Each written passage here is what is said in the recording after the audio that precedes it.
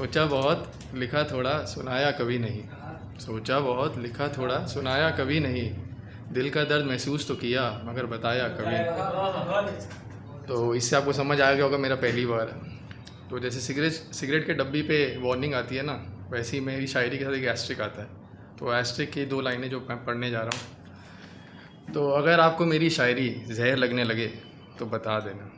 अगर आपको मेरी शायरी जहर लगने लगे तो बता देना। ज़िल्लत सहने का बहुत तजुर्बा है मुझे। और इसी के साथ लोग पूछते हैं कि आपने लिखना कैसे शुरू करा, तो उसके लिए 2 लाइनें हैं कि हुई मोहब्बत तो इश्क की गहराइयों में डूबे बहुत। हुई मोहब्बत तो इश्क की गहराइयों में डूबे बहुत। जब उभरे तो फिर शेर लिखे बहुत। तो इसी के साथ ये पहला शेर देखिएगा। ये सारे लेखक और लेखिका के लिए है, और ख़ासकर उन लेखक लेखिका के लिए है जिनका कलाम पढ़कर हमारे जज्बात बदल गए। तो ये शेर सुनिएगा, थोड़ा तवज्जो दीजिएगा इस पर कि जो दुआ ना कर पाई वो सियाही ने कर दिया। जो दुआ ना कर पाई वो सियाही ने कर दिया। एक खाली किताब को रूह से भर दिया। थोड़ी सी आप दाद देंगे तो और अच्छा लगेगा।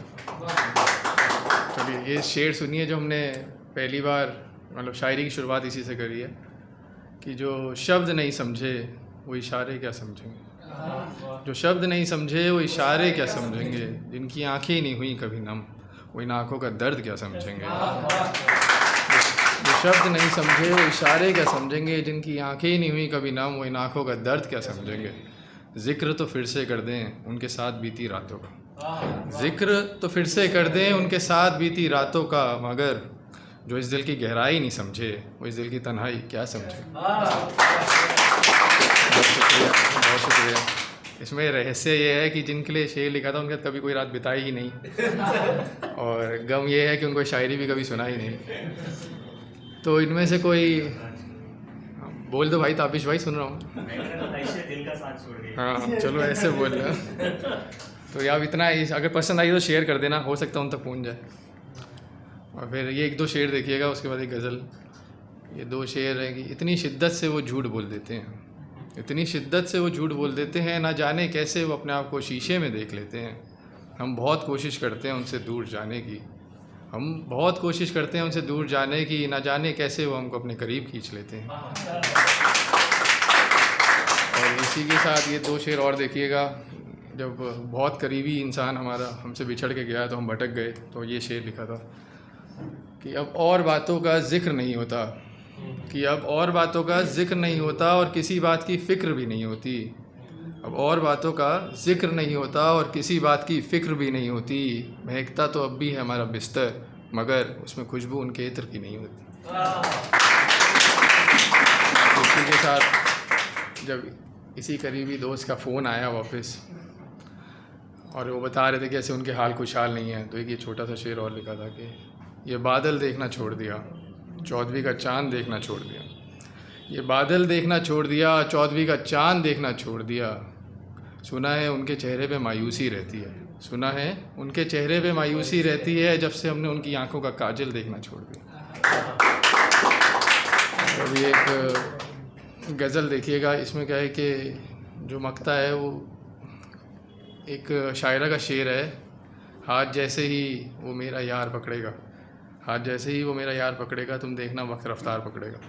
तो जो मेरा मकता है वो इसी में मैंने अपने अंदाज़ में उसको बयां करा है। अब ये शेर, अब ये गज़ल सुनिएगा। इसका शीर्षक है बाकी है। तो जहाँ मैं ना बोलूँ बाकी है वहाँ आप बोल देना बाकी है, ठीक है। मिली थी निगाहें उनसे एक दफ़ा, मिली थी निगाहें उनसे एक दफ़ा, अब बस उनसे बात करना बाकी है। मिली थी निगाहें उनसे एक दफ़ा, अब बस उनसे बात करना बाकी है। हम मुस्कुराए भी थे उनको देखकर एक दफ़ा, हम मुस्कुराए भी थे उनको देखकर एक दफ़ा, अब बस उनका मुस्कुराना बाकी है।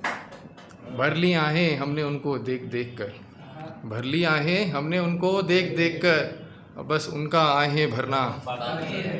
गए थे करीब हम उनके भी एक दफ़ा, गए थे करीब भी हम उनके एक दफ़ा, अब बस उनका गले से लगाना बाकी है। और ये आखिरी मक्ता देखिएगा कि हार कर पकड़ ही लिया हमने हाथ उनका, हार कर पकड़ ही लिया हमने हाथ उनका, अब बस वक्त का रफ्तार पकड़ना। बहुत शुक्रिया, बहुत शुक्रिया। पूरा हो गया। अब बोलो, अच्छा लगा तो एक और सुना दूँ? अच्छा लग रहा है तो एक और, तो चलिए एक गज़ल और सुन लीजिए।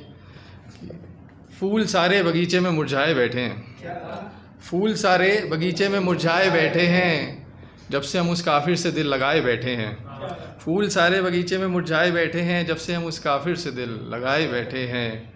हमें एहसास होने लगा है हमारी पहली शब हिजर का, हमें एहसास होने लगा है हमारी पहली शब हिजर का, जब से वो हमें सारे एहसान गिनाए बैठे हैं।